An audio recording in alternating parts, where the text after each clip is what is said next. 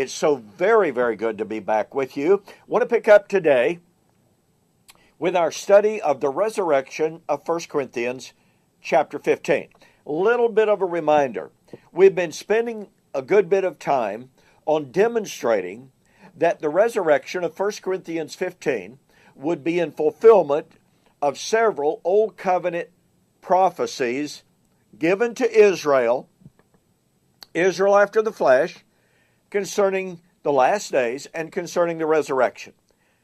We spent some time on Isaiah, demonstrating that the passage that Paul quotes from, Isaiah 25:8, is couched within the context of what's known as the little apocalypse. And there's not one thing in Isaiah 24 to 27 that lends credence to the idea of a literal raising of biological bodies out of the dust.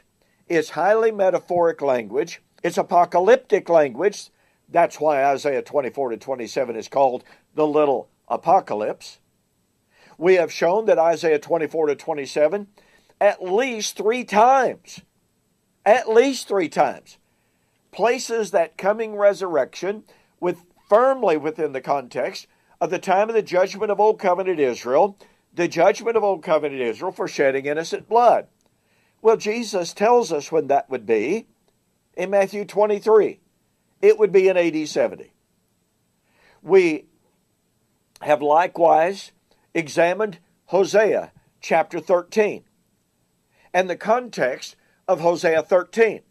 We have shown that Hosea 13, the only death that is mentioned in the context, the death that was to be overcome by the resurrection that is foretold, was a corporate death of Israel, alienation from God for violating Torah.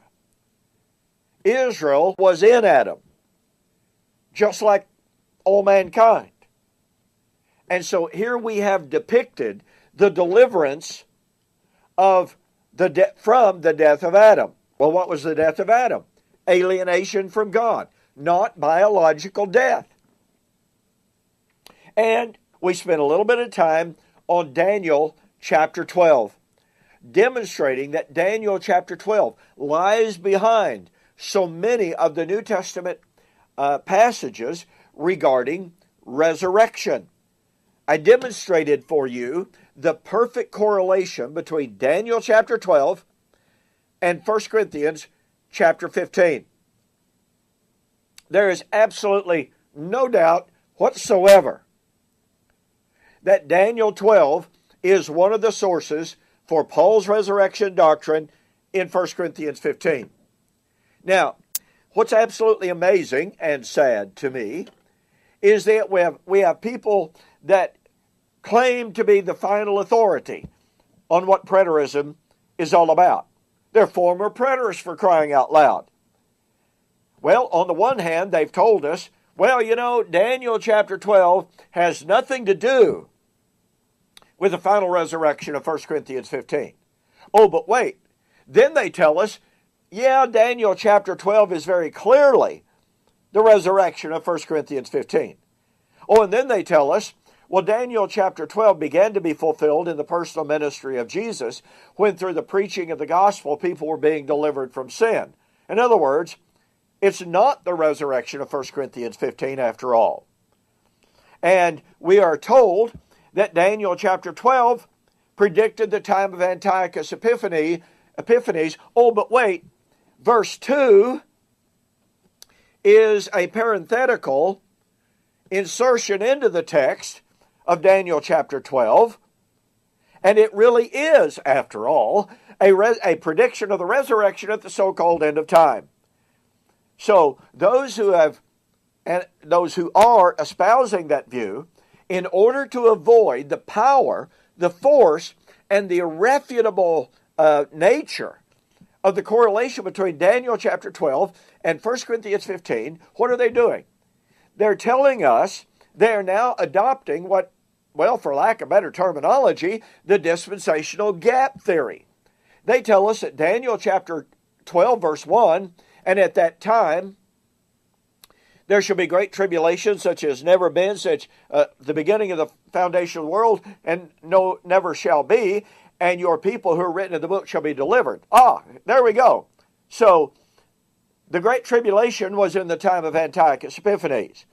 Those who were delivered at that time would ultimately, at the end of time, verse 2, be raised from the dead.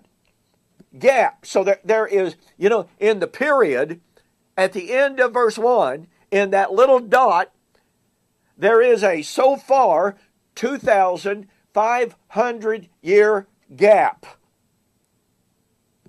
That's dispensationalism, pure and simple. Well, I could go on that.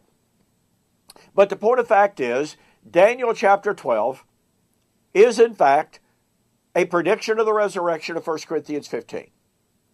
It is a prediction of the resurrection to eternal life, just like 1 Corinthians 15. It is a resurrection at the time of the end, Daniel chapter 12, verse 2.